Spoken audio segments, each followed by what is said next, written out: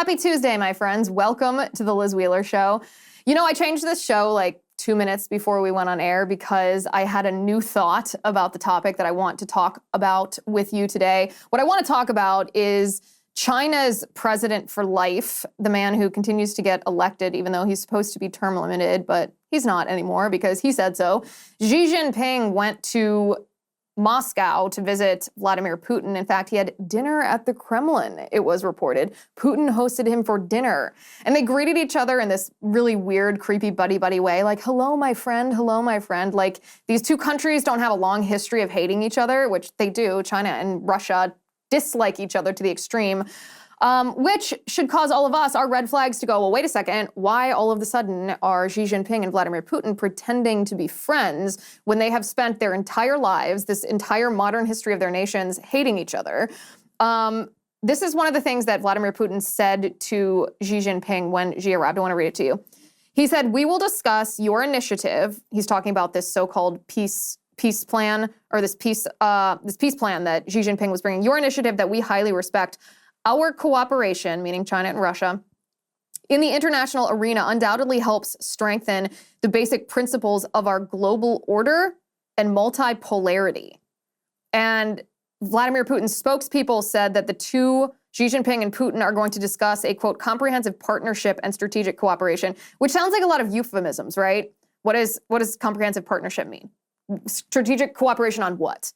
What do you mean by the principles, the basic principles of world order? These are all vague phrases that are used to camouflage something that I want to talk about with you. But first, I want to deviate for a second, because right before we came on air, I was thinking about the idea of an existential threat. An existential threat is something that threatens your very existence. That's why the word existential, exist is a derivative of existential, or existential is built off the word exist. So when we say, for example, that the boycott, divest, and sanction, the BDS movement, is an existential threat to Israel, it's because it would cause Israel to not exist anymore. It's not just something that would be economically hard for them. It's not just something that is anti-Semitic and therefore hateful and wrong, immoral in nature. It's something that would actually squeeze the life out of the state of Israel. Similarly, we talk often here in the United States, we haven't faced existential threats. We haven't faced our own mortality as a country in a really long time. We oftentimes feel very invincible because certainly for our entire lives, but for the whole course of modern American history, we have been virtually invincible. We have since at least World War II, probably even before World War II, we have been the world superpower. We've had the largest military, the strongest military, the largest economy, the strongest economy. We've been the world's boss. In fact, our internal discussions in the United States are oftentimes related to, well, we're so powerful that let's make sure that we're not acting like the world's policeman. Let's make sure that we're not being too bossy of nations around the world, that we're not telling them what to do just because we can. All with this like underlying implicit recognition that we can actually boss anyone around in the world that we want because we are that strong. We're that strong militarily, we are that strong economically, and we are that strong morally. We are actually correct.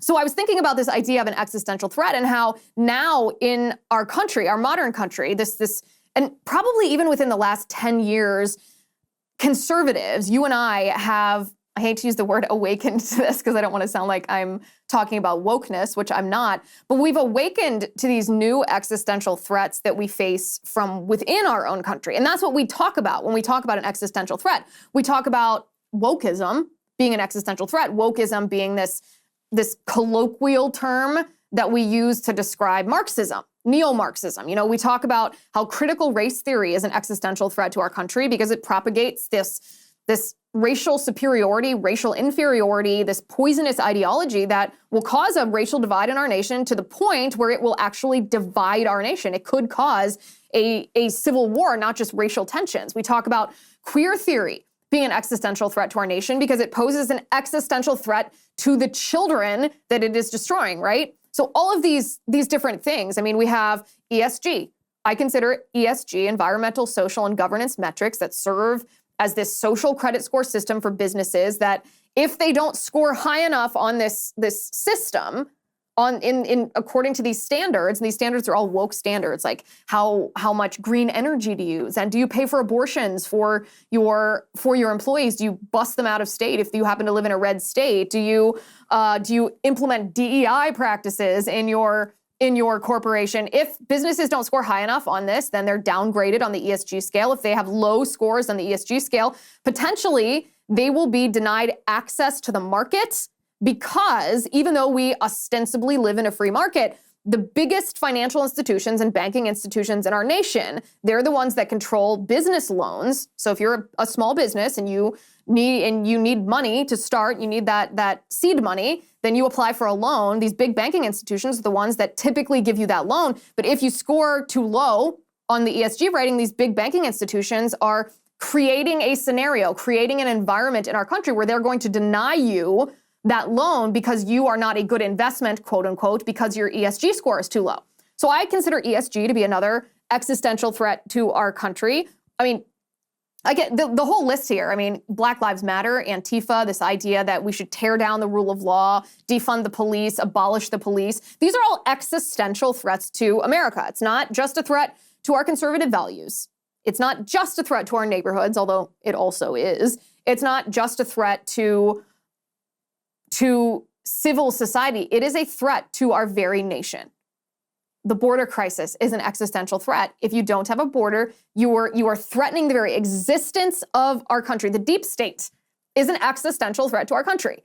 If we have unelected bureaucrats who are accountable to nobody and can't be fired, and they're making rules based on the legislative branch deferring their legislative authority to the executive branch agencies filled with these bureaucrats, they're making rules for our lives that violate the Constitution. That's an existential threat to our nation.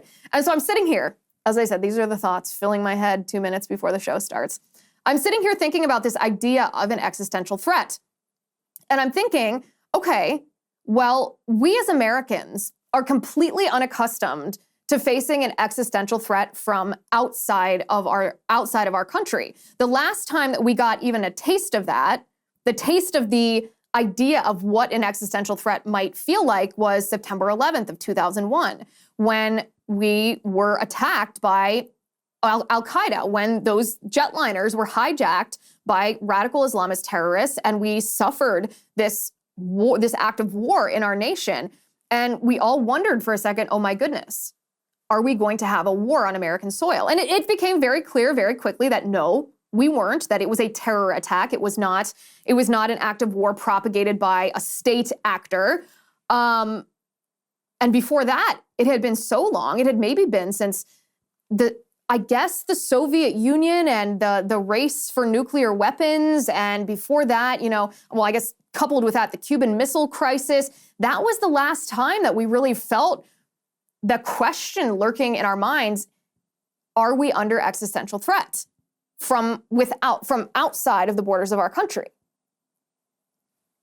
And I think, my friends, that we are facing, for the first time in our generation, or for the first time since perhaps September 11th, and that's just a maybe, we are facing an existential threat from outside of our country. And the scary part is the majority of citizens in our nation don't realize that we are facing this existential threat. That's what I want to talk to you about today. So let's get to it.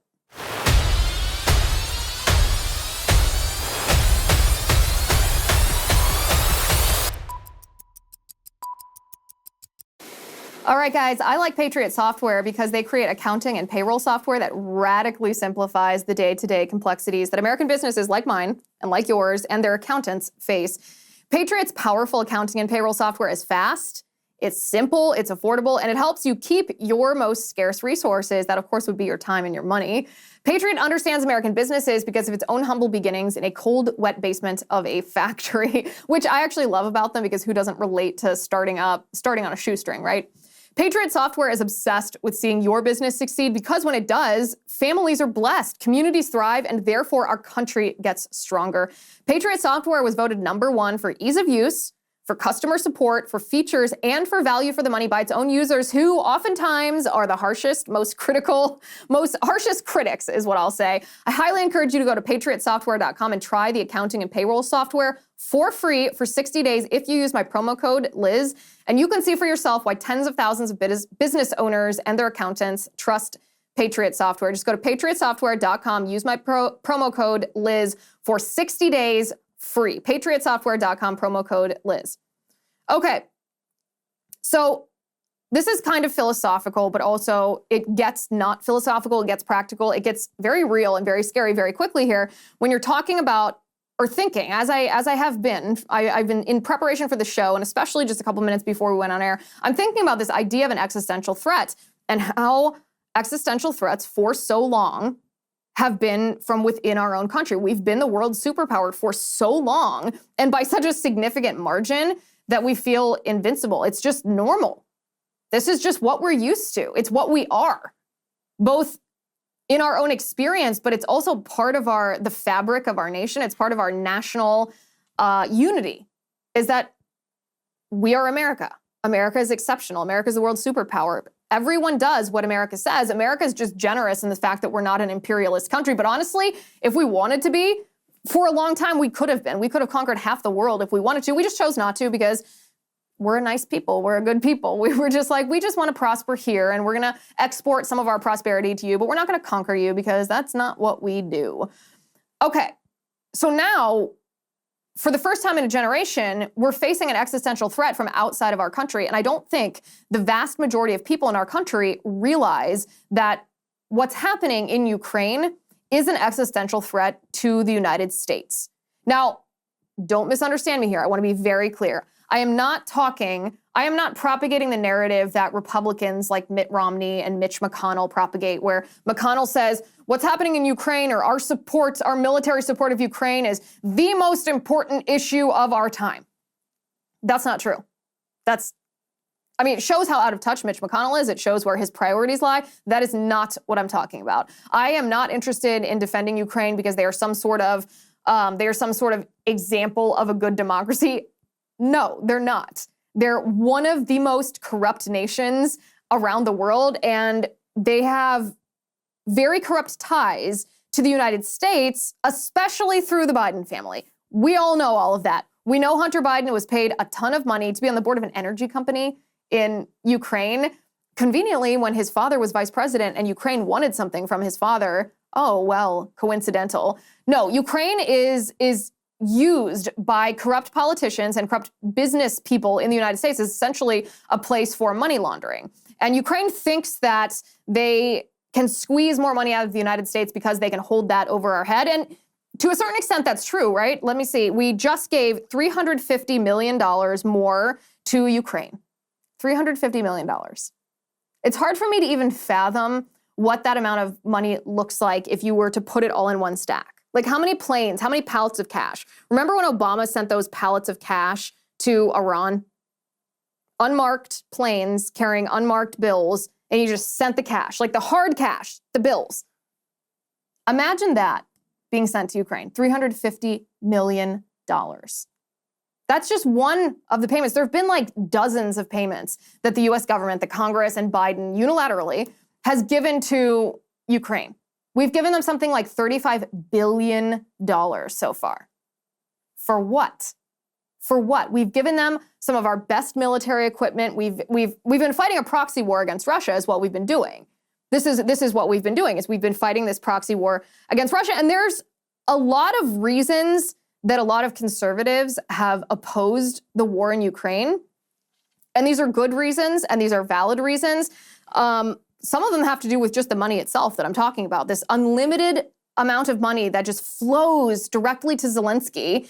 And there's no audit. We don't know what he's actually spending this money on. Some of it is earmarked. We send it in the form of quote unquote military aid, which sometimes is just cash and sometimes is our military equipment that we're essentially giving them for free. And we just say, like, this is how much the equipment we gave you is worth. Therefore, when we say we're sending money, it's really we're sending them goods that are worth that amount of money. But there's been no audit. We have no idea if this is being used corruptly. Given who Zelensky is, given what Ukraine is, I think it's undoubted. It's simply undoubtedly being used for corrupt purposes. Of course it is. And a lot of conservatives don't want this blank check being written to Ukraine because it's awful, especially when we can't even secure our own border. I mean, what's happening in Ukraine is essentially a border dispute between Ukraine and Russia. And Vladimir Putin is wrong to invade. There's not very many people that are defending Vladimir Putin. It's wrong. He's an imperialist because, I mean, he's a former KGB agent. He's a former Soviet. He's never disavowed that ideology. There's no reason to think that he's anything other than basically a Bolshevik imperialist. That's how he behaves, and that's wrong. It's immoral. He shouldn't do that. However, it's still, even if that's what Putin is, it's still a dispute over a border in Ukraine. And we can't even secure our own border. We claim we don't have the money to do that, and yet we're trying to secure the border of Ukraine against an invasion by Russia. That doesn't make a lot of sense to a lot of conservatives who oppose the Ukraine war because of that, and that's a very good reason.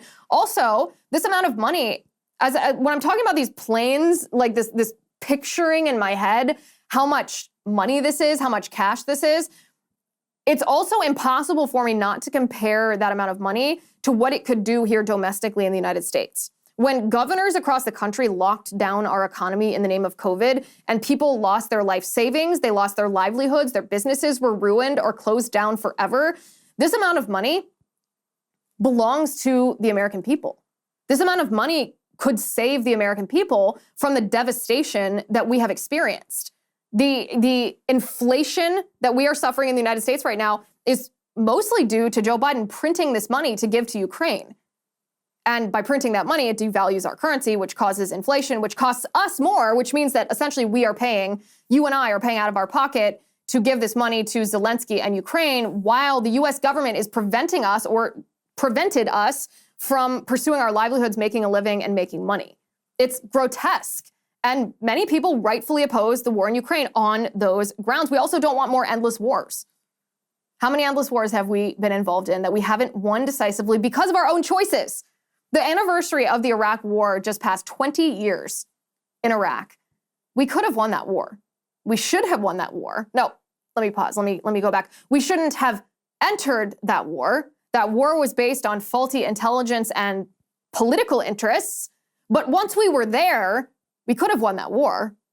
But we didn't because of domestic politics here at home that essentially prohibited the military from being able to decisively end that war. In fact, I read James Mattis's book after it came out, and I read it because I wanted to hear what he had to say about Trump. But one of the most interesting parts of General Mattis's book was talking about being in Iraq during the time when Iraq should have been completed, when the war in Iraq should have been won, and how Obama and Joe Biden specifically stopped the US military from being able to win the war in Iraq. The American people don't want that again. We saw our sons and our brothers and our husbands and our dads, people that we grew up with and went to school with. We saw young men across our country die in Iraq while politicians didn't give them the tools that they needed to actually win that war. We saw so much money be spent on Iraq that, again, we had the same reaction when all this money was being spent on Iraq and not spent on us when victory was never the goal in the eyes of the politicians that were orchestrating Iraq here. People oppose the war in Ukraine on these same grounds. We don't want any more endless wars. Also, what's happening in Ukraine, it's perfectly fine to say that it's a lose-lose. It's perfectly fine to say, well, it really sucks that Vladimir Putin is probably not going to stop his invasion. He's not going to agree to any peace deal unless Ukraine gives away some of their sovereignty. That sucks. That's bad. I don't like that. I wish Ukraine didn't have to give away some of their sovereignty. They're going to have to, though. Any realist, you can pretend that there's some utopian outcome where Ukraine emerges victorious. Ukraine does not have to give away any of their geography and Russia backs off. But let me tell you, if you believe that, then I have a bridge to sell you, because that's never going to happen. And the reason it's not going to happen is because we shouldn't have been in this position in the first place. We shouldn't have been in a position in the world where Vladimir Putin felt that he could invade Ukraine without suffering serious ramifications for that. We shouldn't have been in a position where Joe Biden's administration was so weak that he didn't preemptively stop Vladimir Putin before this actually happened. Because once it happened, Vladimir Putin wasn't going to stop. He wasn't going to back down just because people condemned him, just because senators issued tweets. No. What's going to happen is Ukraine is going to have to give away some of their geography. They're going to have to sacrifice some of their sovereignty because they're not going to win. They're not going to win this war in the way that Zelensky wants to convince the world as he's begging for more money that their money will help him win. It's not going to happen. But we're in this lose-lose situation where we have to acknowledge that, no, none of the outcomes are ideal, but since previously enacted political policies in Ukraine as well, by the way, if the Obama administration had not essentially staged a coup in Ukraine, deposed their president and paved the way for Zelensky to be president, paved the way for that increasing corruption, then we wouldn't be in this position in the first place. This is why you take actions before the bad thing happens to prevent the bad thing from happening, because once the bad thing happens, you can't roll it back and it's very hard to stop it. It's kind of like healthcare. You want to prevent disease because once you get disease, it's harder to cure it than it is to prevent it from happening in the first place. A lot of people oppose the war in Ukraine on that ground because, it's a lose-lose. Just end it. Just get out of there. Zelensky is also just a fraud. I personally oppose the war in Iraq or the war in Ukraine for all of these reasons. But one of the ones that motivates me the most is just Zelensky is such a fraud. He's such an actor. I mean, he uses a green screen to make it look like he's walking through a war zone, to make these theatrical productions to beg the world for money. He has pulled the wool over the eyes of the entire globe, and we're the ones paying for it. Our paychecks are paying for this. And Zelensky's just an actor that used to prance around naked with other men in high heels. It's grotesque. It's grotesque. And then finally, of course, is the actual military reason, what this is going to escalate into if we don't put a stop to it now. We're going to talk about that in just a second. But first, I want to talk to you about Relief Band. Have I ever told you guys that I am literally the worst person to take a road trip with? I'm not kidding, the worst. I get car sick and it makes me fussy, and then it's not just me, nobody has a good time. When I get nauseous, I will do almost anything it takes to feel normal again. And I don't mean using pills that make you drowsy or cheap sweatbands that just press on your wrist. There is nothing worse, in my opinion, than when a product says it's going to do something, but then it actually doesn't do what it says it's going to do. When it comes to relieving nausea, Relief Band, my friends, it's the real deal. You've got to check out Relief Band. Relief Band is the #1 FDA-cleared anti-nausea wristband that has been clinically proven to quickly relieve and effectively prevent nausea and vomiting associated with motion sickness, anxiety, migraines, hangovers, morning sickness, chemotherapy, and so much more. Forget the days of nausea pills that make you groggy and exhausted. It's like the name says. Relief Band is legitimately a band you wear on your wrist to give you relief from nausea, and you can change the intensity depending on how you're feeling to make it stronger or weaker. Relief Band actually works. I always look at my phone when I'm in Uber and Lyft, and I bring Relief Band with me no matter how long the car ride is, just for the peace of mind. So if you want a band that actually works at relieving your nausea, check out Relief Band. I have a great offer for you. If you go to reliefband.com and use my promo code Liz, you'll receive 20% off plus free shipping. So head to reliefband.com, use promo code Liz for 20% off plus free shipping. Okay, so then of course we have what's essentially happening in Ukraine right now is it's a proxy war with Russia. We are fighting a proxy war with Russia. We're just using Ukraine as this weird buffer. We are giving the money, we are giving the military equipment, we are training Ukrainian forces, and that's enabling them to carry on this war against Russia. If I'm Russia, if I'm Vladimir Putin, I sit there and think, well, I'm not really fighting Ukraine, I'm really fighting the United States. And I don't just feel this way in this scenario.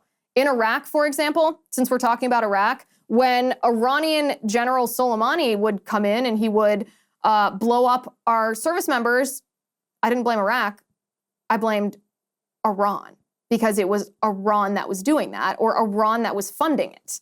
That's the same thing that we're doing, giving all this money and this military equipment to Ukraine. We are the ones fighting this proxy war. I don't want my husband, for example, to die in a proxy war with Russia over a border dispute in Ukraine. I don't want anybody to be vaporized by a nuclear weapon over a border dispute between Russia and Ukraine. Are you kidding me? And that's where this is heading. This is heading to nuclear war. This is heading to conventional war between NATO and Russia, between the United States and Russia. And people oppose the war in Ukraine on all these grounds, and all of this is perfectly valid. But this is not the #1 reason to oppose the war in Ukraine. The #1 reason, the bigger reason that this war must end is because of what's happening between Xi Jinping and Vladimir Putin. This meeting between the two of them is unprecedented. This meeting where they are all buddy-buddy saying, oh, my friend, come to dinner. Let me dine with me at the Kremlin, is what Putin said to Xi Jinping. They're talking about strategic cooperation. They're talking about a world order. That should be our tip-off, those words, a world order. If Russia and China get together, then we face in our country for the very first time in our lifetimes an existential threat to America as the world's superpower, as the most powerful nation in the world. We could be unseated. And if we, as the world's superpower, if America is unseated, that doesn't just impact us negatively. America, as we know it, ceases to exist. And the ripple effects of that travel all around the world. People all across the globe will suffer and die if America is not the world's superpower. Russia can't do this on their own. They can't knock us off of our position as world superpower on their own, and China can't either, at least not right now. But if Russia and China get together, and remember the history here, Russia and China hate each other. Even during the Cold War, or before that, before the Cold War, during the sort of proliferation of global communism, Russia and China despised each other. They embraced different types of communism, Marxism, whether it was Leninism and socialism in the Soviet Union, whether it was Maoism in communist China, it was the same philosophy underpinned it. But they could never team up, even as they were both individually trying to spread communism around the globe. They couldn't team up because they loathed each other. It is ingrained into their cultures and into their politics to dislike each other. So the fact that Xi Jinping, the president of China, the head of the Chinese Communist Party, and Vladimir Putin, a former KGB agent, they both were alive and active in politics during these decades of their countries hating each other. The fact that they're dining together, calling each other friends, and talking about cooperation should not only startle us in the West, it should make us face our own mortality.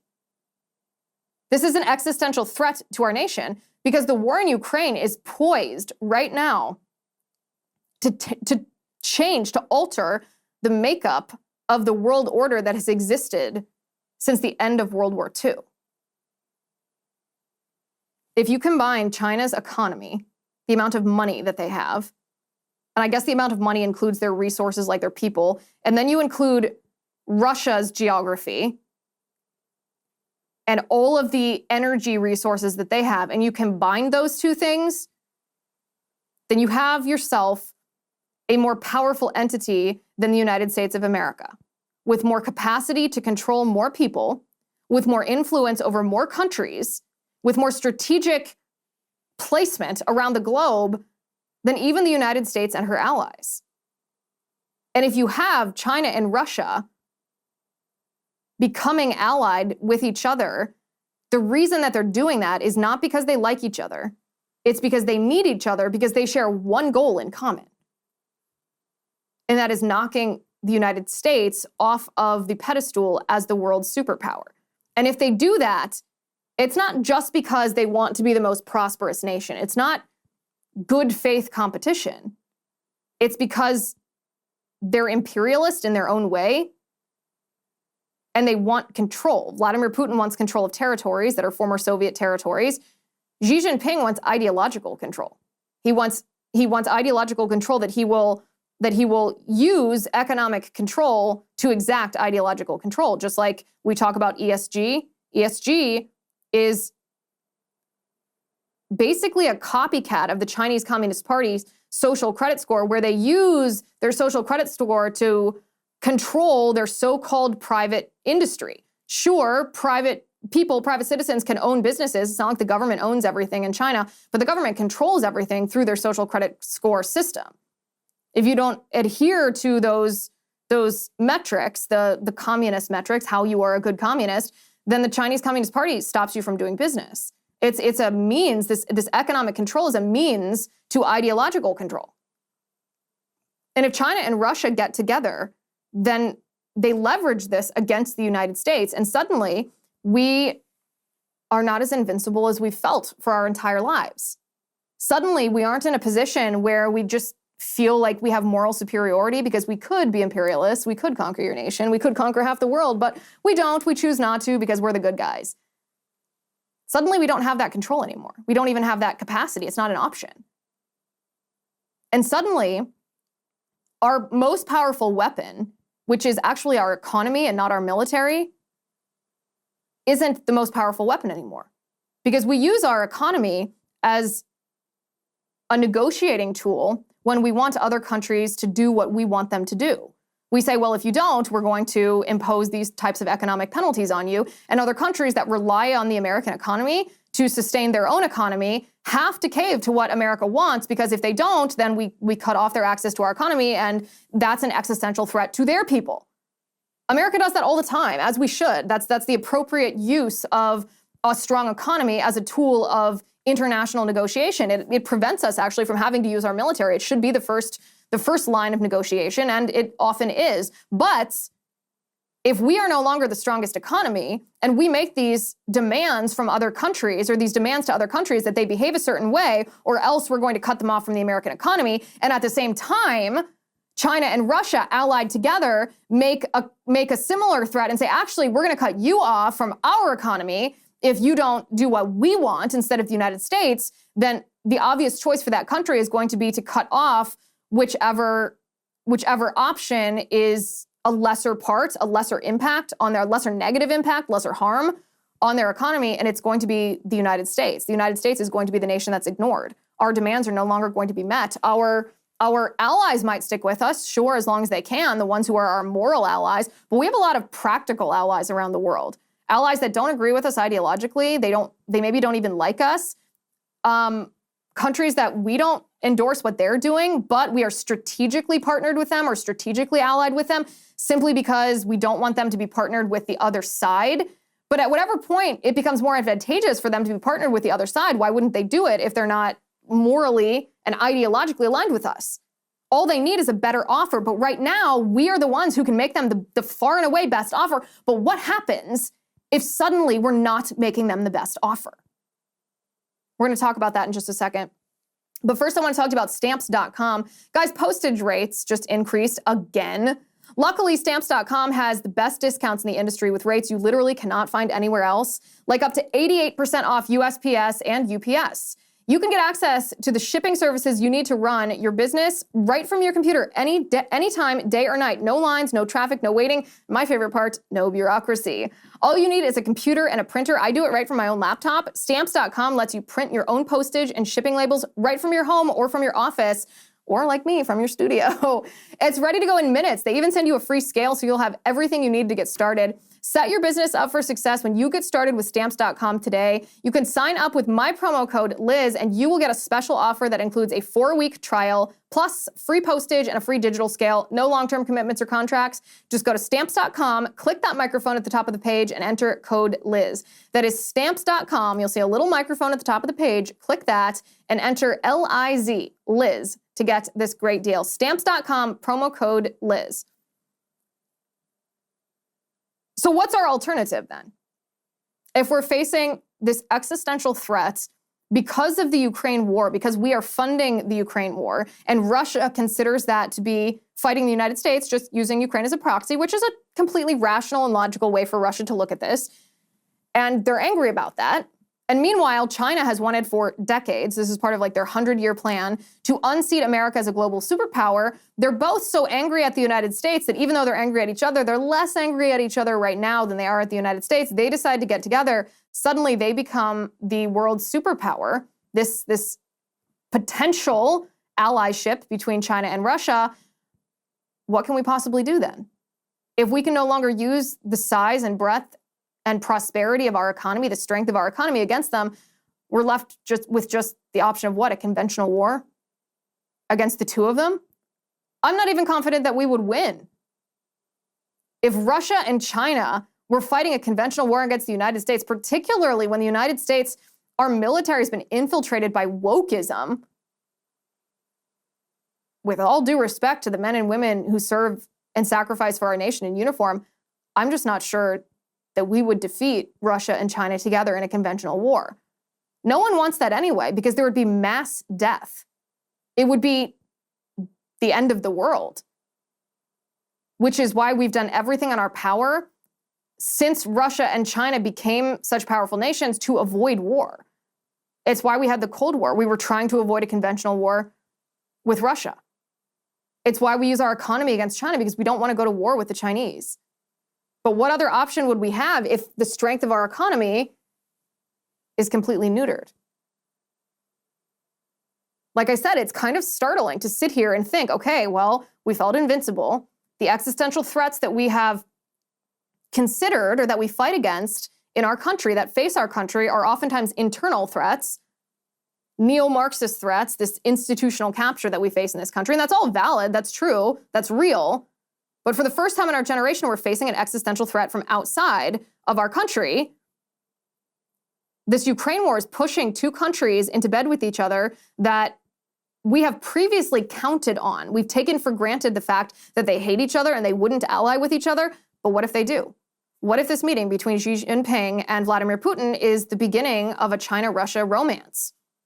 Where does that leave us? By the way, this is also why all of the globalists, and I'm not talking about just in Russia and in China, but all of the globalists in our own country, in the United States government, in the United States Congress, all of the political activist donor class, the World Economic Forum types, the UN types, why they're all wearing their Ukraine pins and their Ukraine scarves and putting Ukraine flags in their bios and online on Twitter and flying the Ukrainian flag. The reason that they're doing this is because they're not opposed to the idea of deposing the United States as the world superpower. That's what they want. They're the same people that are pushing the internal existential threats on our nation, whether it's ESG or DEI or critical race theory or queer theory. They're the same people that are propagating those threats because they want to destroy the United States. They want to destroy what we are. They're trying to destroy our culture first so that they can then move to destroying our governmental institutions. But the ultimate goal is to ruin our country, to obliterate it. So of course they are supporting the war in Ukraine, which is creating a situation where the inevitable outcome is that Russia allies with China, China allies with Russia, and they together have obliterated our position on the world stage. They fundamentally changed the world order. That's what all of these globalists have wanted all along. They want a new world order. They use that phrase themselves. They tell us what they're trying to do. It's just hard for us to believe because it's so awful. It's so out of the realm of what we're used to that it's hard for us to even fathom. It's hard for us to even imagine. But they've been telling us what they want to do. They want these Chinese-style social credit score systems here in the United States. That's what ESG is. They want Maoist struggle sessions where you face this re-education if you don't repeat communist philosophy. That's what DEI is. That's what diversity training is. It's what these mandatory sessions where you're indoctrinated with anti-racism. That's what that is. They want this for the United States. They've been trying to do it internally, but when they see the possibility externally, of course they latch onto this. They want the globalists that hate us want complete control over us. Remember how we always talk about this is, think of globalists as a cult.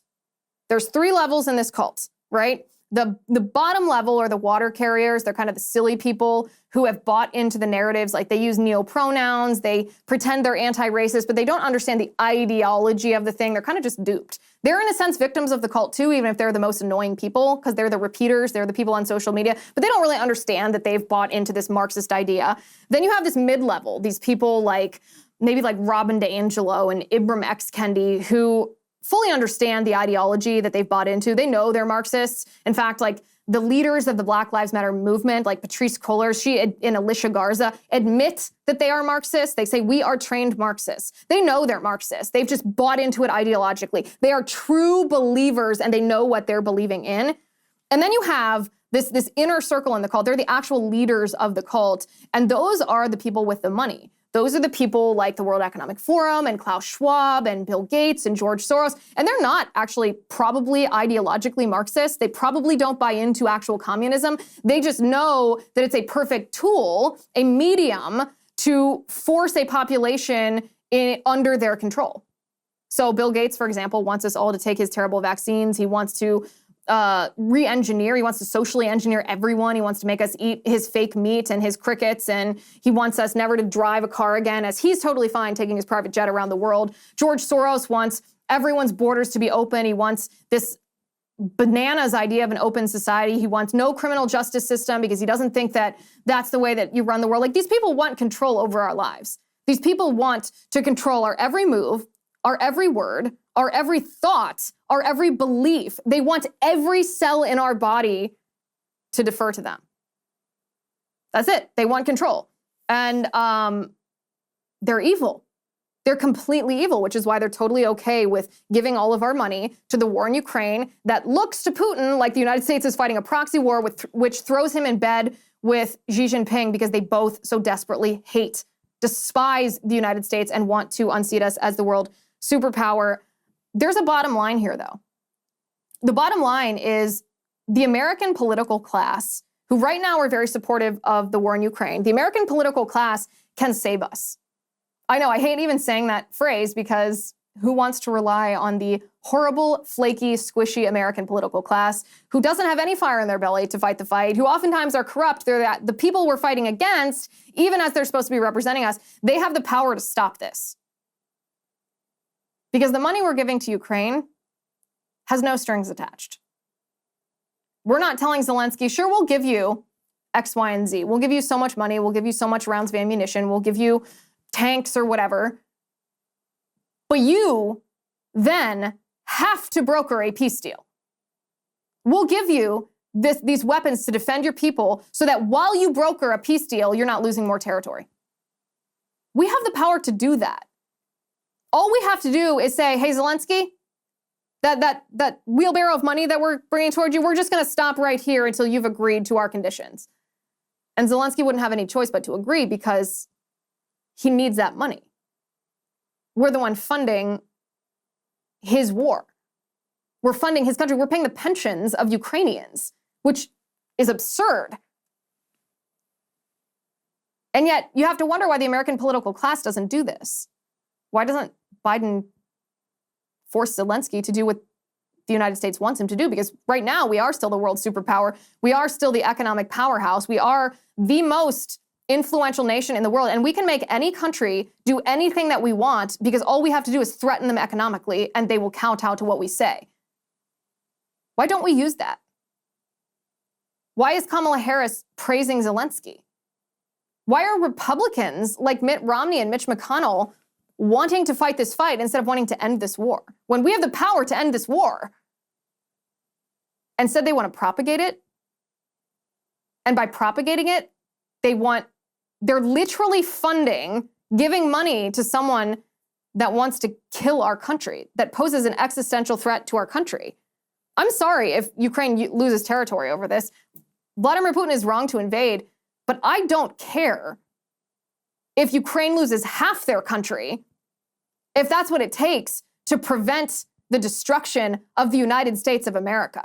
When we talk about the strategic interest of America, of the United States in Ukraine, why are no politicians talking about the strategic interest of preserving our position in the world order, our position as the world superpower? That is the primary interest of the United States government.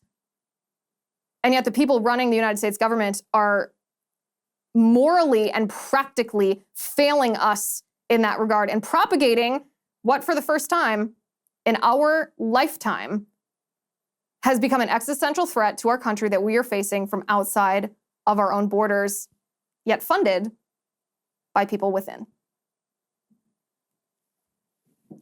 Thank you for watching. Thank you for listening. I'm Liz Wheeler. This is The Liz Wheeler Show.